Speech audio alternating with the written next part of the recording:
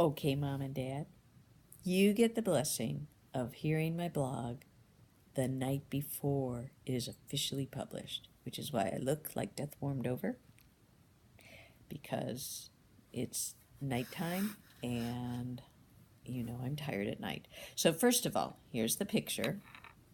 Hopefully you can see that. Let's see, where do I have to put that? Okay.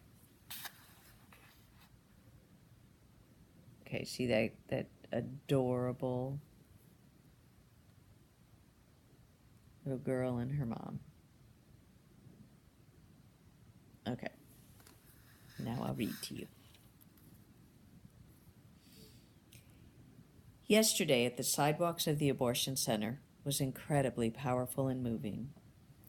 One of the pro-choice people came to me and introduced himself and told me that he really appreciated what I had to say over the microphone. He told me it was very gentle and loving and not at all condemning and well thought out.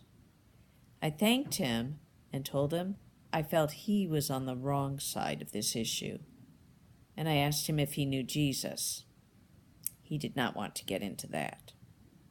At that moment, one of our volunteers, Jessica, stepped forward with her 7-year-old daughter, and she asked if she could spend a few minutes sharing her testimony with this man. She introduced her daughter and told him that this is a child that was scheduled to die at a place just like this one where we stood. The 19-year-old mother, instead of abortion, bravely chose life. The little girl who was to be aborted is now a happy and beloved 7-year-old in her grateful adoptive family. Can you look her in the eyes and tell her that you wish she had died instead? Jessica asked him. Then she went on to say that death is what happens to millions of babies every year that are being ushered into that facility by the pro-choice advocates. Those babies don't have the opportunity to grow up and be an incredible blessing and joy to a family the way her daughter is. Jessica had finished speaking, and the man did not have a word to say. In fact, he looked like he was about to cry. I know I was.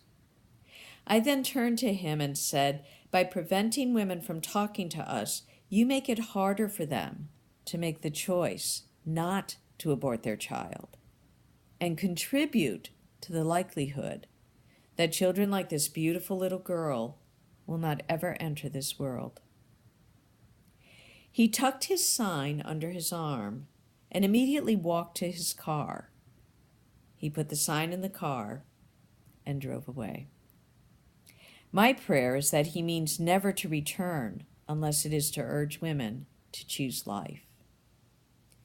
After everybody had left, except for the director of Cities for Life, Daniel Parks, and me, 2 women left the abortion center. The first one pulled over and told me she had aborted. She took my post-abortion literature and told me that, yes, she would appreciate prayer. The security man made her drive on, telling her she could not block the driveway. I urged her to call me if she ever needed to talk. The second woman walked out of the clinic and came right towards us, clearly weary and beaten down. Did you change your mind? I asked her. Yes, but I don't know what I'm going to do. I don't see any way I can have this baby. I promise you we can help you, whatever situation you face.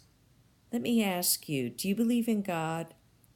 Yes, but I don't want to talk about it. What would God have you do?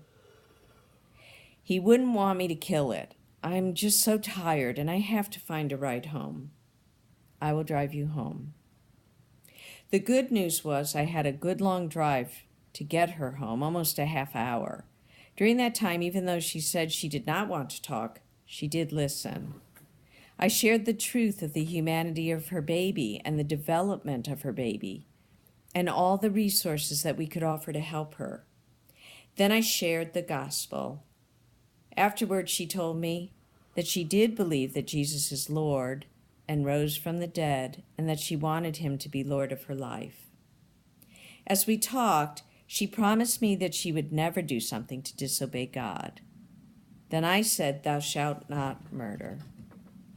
She looked at me, knowing what I was saying. "I'm confused about what I should do." "I think you do know what you should do. You do know right from wrong. God will help you, and so will we. Will you let us help you?" I held my breath, waiting for her answer. Looking straight ahead, she nodded. Fortunately, I always keep a supply of gifts for mothers who choose life in my car. When we got out of the car, I gave her an armload of gifts, and then I pulled out a Bible from one of my crates. "Would you like this?" "Yes," she said, taking the Bible with reverence. I found a black and white bracelet in the bottom of my gift bags and told her, "This you definitely need to take. It is black and white. You can clearly see which is which. That is true of our choices between right and wrong. They are clear. I know you know what is right, and I know you know what is wrong. Wear this bracelet to remind you." As I drove away, I felt overwhelming gratitude and joy. How gracious of God to grant me this blessing of helping women to see him. Micah 6:8, "He has told you, O man, what is good, and what does the Lord require of you but to do justice and to love kindness and to walk humbly with your God." Psalm 119:11, "I have stored up your word in my heart, that I might not sin against you." It was a great day. Love you, Mom and Dad.